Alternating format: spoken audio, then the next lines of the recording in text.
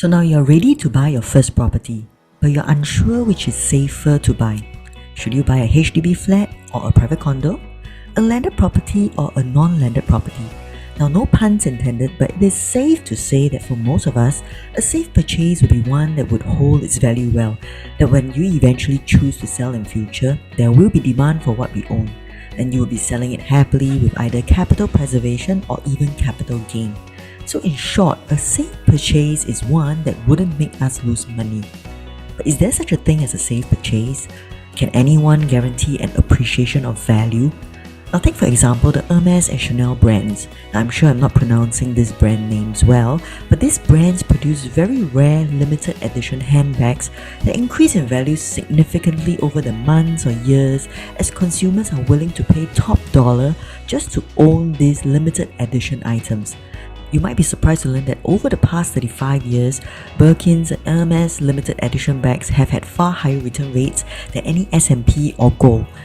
And we have seen this happening even with rare art pieces or fine wine. So it is not surprising that with limited supply comes continual demand and thus more likely to appreciate in value. Now back to the property market. Are there such limited editions in the real estate? So let's take a look.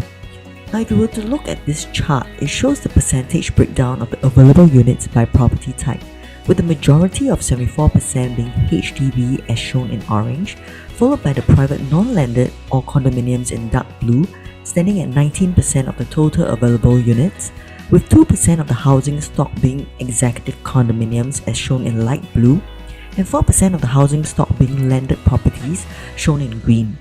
Now, with the exception of ECs that is governed by different policies, we can see that the private residential landed and private residential non-landed or condominium units occupy only 23% of the total housing stock in Singapore. Now, the majority of the housing stock are of the HDB types, and it is not surprising as close to 80% of Singaporeans reside in HDBs. In addition, there is a difference between owning land and owning a condo in Singapore.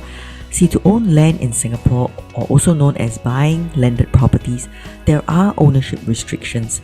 Only Singaporeans can buy without needing any approval from the authorities, whereas only eligible foreign buyers and PRs are allowed to purchase. On the other hand, there are no such restrictions for owning a private condo in Singapore. Anyone can buy. So this means that if you own a private condo today, not only are you owning a piece of limited edition real estate, your future pool of buyers is also larger. Thank you for listening, and I hope you found this useful, and I'll see you in the next episode.